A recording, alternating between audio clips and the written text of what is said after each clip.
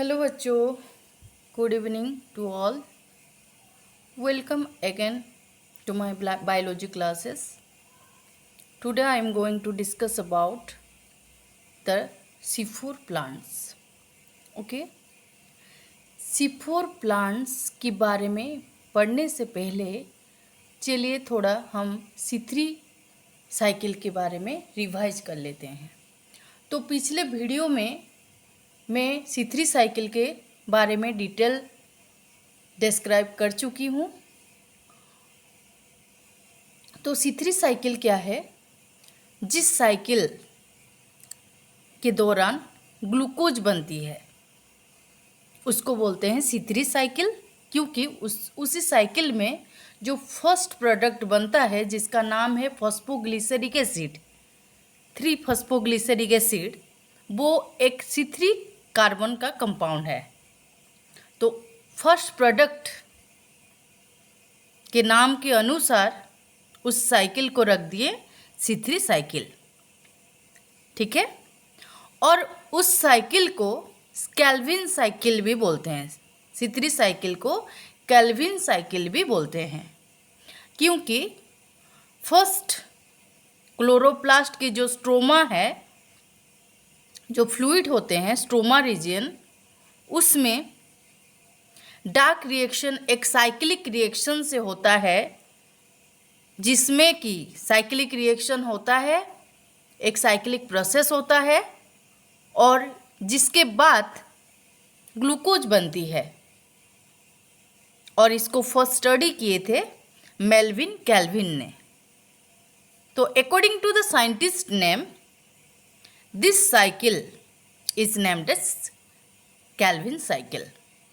तो Calvin cycle और C3 cycle same है। जिस साइकिल होने से ग्लूकोज बनती है, खाना बनती है प्लांट में, क्लोरोप्लास्ट के अंदर, ठीक है। C3 साइकिल के दौरान फूड बनती है, और जिन जिन प्लांट में C3 साइकिल से फूड बनती है, जिन जिन प्लांट में फोटोसिंथेसिस होता है, लाइट रिएक्शन होती है, उसके बाद डार्क रिएक्शन होती है, और डार्क रिएक्शन C3 साइकिल से ग्लूकोज बनती है, सिर्फ C3 साइकिल से बनती है और कुछ एडिशनल साइकिल देखने को नहीं मिलती, उस प्लांट को बोलते हैं C3 प्लांट्स। C3 साइकिल से ग्लूकोज बनता है हर कोई प्लांट में। जितना भी प्लांट हमारे एनवायरनमेंट में है, सभी प्लांट्स में C3 साइकिल होता है और तब जाके ग्लूकोज बनती है।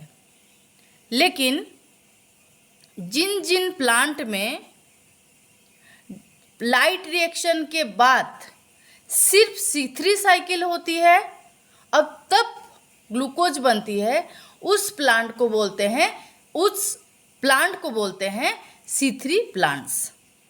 और हमारे जो एनवायरनमेंट में जितने भी प्लांट्स हैं, उसमें से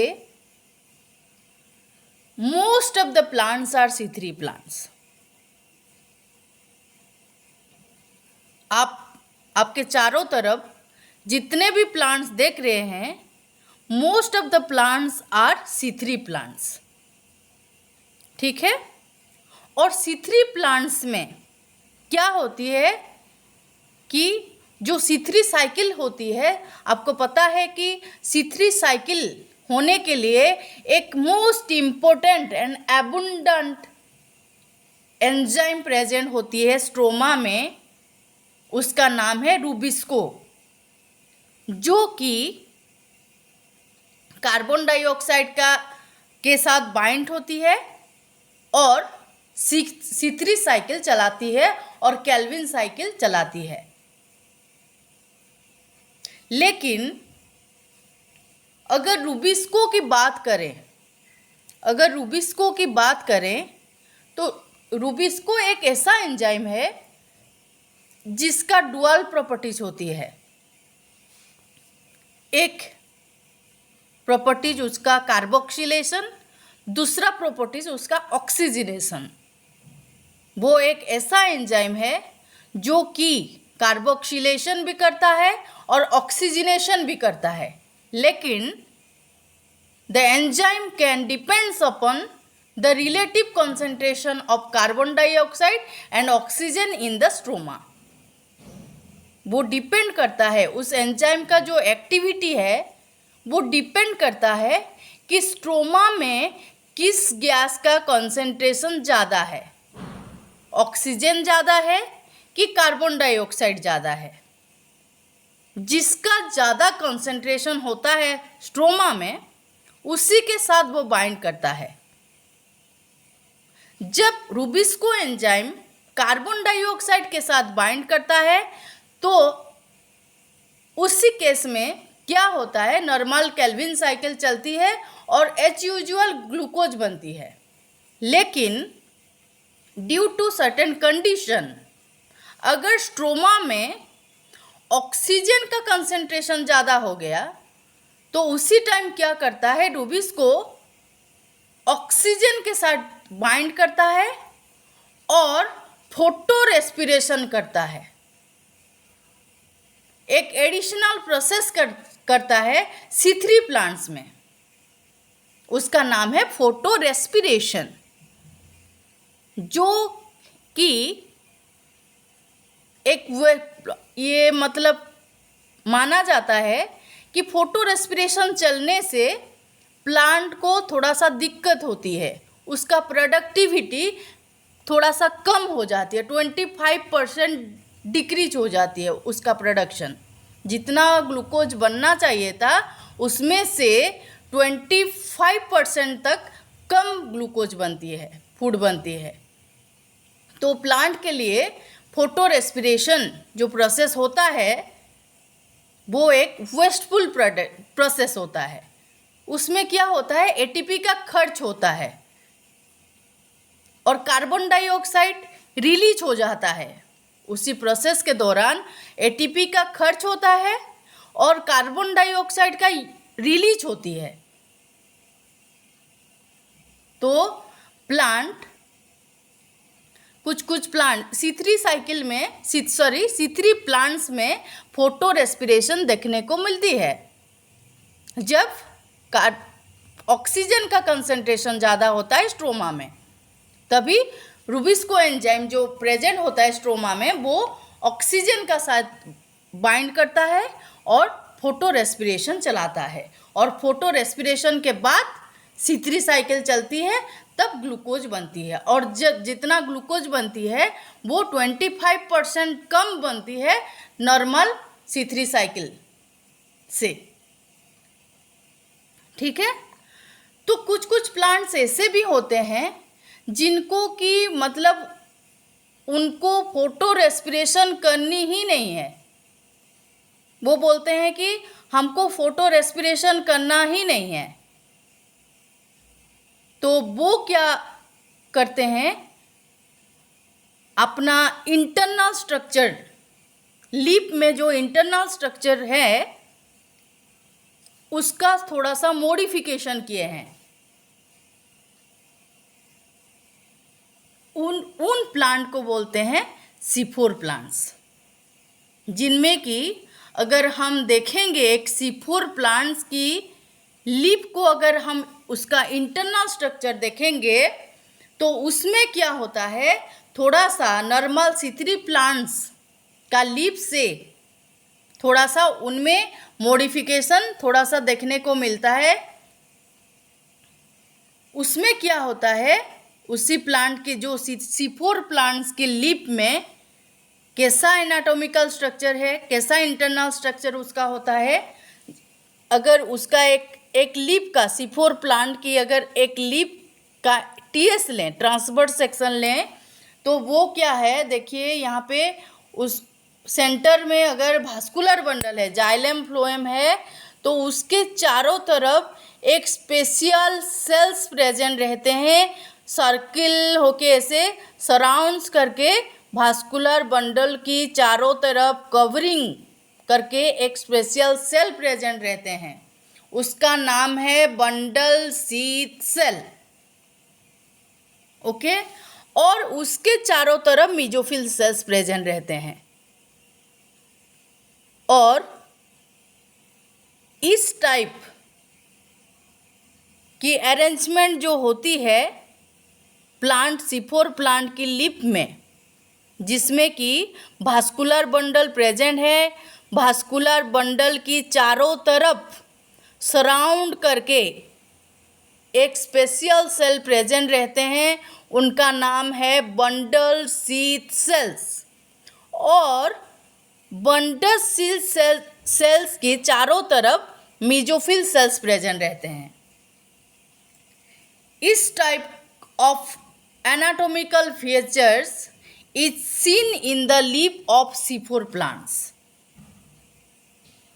and this type of internal structure is named as crunch anatomy, जो कि क्रांच का मतलब है एक सराउंड रिंग लाइक स्ट्रक्चर जो प्रेजेंट रहते हैं। मोती की माला जैसे होते हैं, हमारे नेक में एक मोती की माला जैसे चारों तरफ प्रेजेंट होता है, उसी टाइप का देखिए यहाँ पे भास्कुलर बंडल है और उसके चारों तरफ ऐसे मोतियों की माला की तरह प्रेजेंट होते हैं ये। और ऐसे अगर इंटरनल स्ट्रक्चर C4 प्लांट्स की लीफ में पाए जाते हैं, और इस टाइप ऑफ इंटरनल स्ट्रक्चर को बोलते हैं क्रांच एनाटोमी। क्रांच का मतलब सराउंडिंग, चारों तरफ सराउंड होके प्रेजेंट होते हैं। ओके, तो इसमें क्या होता है, दो तरह के सेल्स हम देखने को पाएंगे, एक तो बंडल शीथ सेल और एक मेसोफिल सेल। लेकिन अगर हम C3 प्लांट्स की लीफ अगर देखेंगे तो सिर्फ मेसोफिल सेल्स प्रेजेंट रहते हैं। लेकिन C4 प्लांट्स में क्या होता है, फोटो रेस्पिरेशन नहीं होता। C4 प्लांट्स में हमेशा प्रोडक्शन 100% रहती है, क्योंकि उनमें फोटो रेस्पिरेशन होता ही नहीं है। वो अपने आप में जो इंटरनल स्ट्रक्चर में थोड़ा सा मॉडिफिकेशन किए हैं, और ये है वो मॉडिफिकेशन कि भास्कुलर बंडल ये बीच में सेंटर में है और उसके चारों तरफ एक कवर लाइक स्ट्रक्चर, कवरिंग की तरह बंडल शीथ सेल प्रेजेंट रहते हैं, और बंडल शीथ सेल के चारों तरफ मेसोफिल सेल्स प्रेजेंट रहते हैं। अगर एक मेसोफिल सेल और बंडल शीथ सेल के बारे में हम देखेंगे तो एक बंडल शीथ सेल की जो वॉल है, प्लांट सेल वॉल है, वो रिजिड होता है, थिक होता है as comparison to the cell wall of mesophyll cell. और इसका जो सेल वॉल है, बंडल शीथ सेल का जो सेल वॉल है, वो इम्परवियस टू गैसेस होता है। उसमें उस सेल वॉल से, उसी सेल का जो बंडल शीथ सेल का सेल वॉल होता है, उसी में कोई गैस आता जाता नहीं सकता। तो इसको बोलते हैं इम्परवियस टू गैसेस एक्सचेंज। और मेसोफिल सेल का जो सेल वॉल रहता है, उसमें ट्रांसपोर्टेशन ऑफ गैसेस होता है, लेकिन यहाँ पे उसका सेल वॉल इतना थिक है कि उसमें कोई गैस आ नहीं सकता कि जा नहीं सकता। ऐसे मॉडिफिकेशन को बोलते हैं, ऐसे इंटरनल स्ट्रक्चर को बोलते हैं क्रांच एनाटोमी, जो कि C4 प्लांट की लीफ में देखने को मिलता है। C4 प्लांट क्या है और वो प्लांट में कैसे ग्लूकोज बनाते हैं और डार्क रिएक्शन कैसे होता है, वो नेक्स्ट वीडियो में हम बात करेंगे। ठीक है, थैंक यू।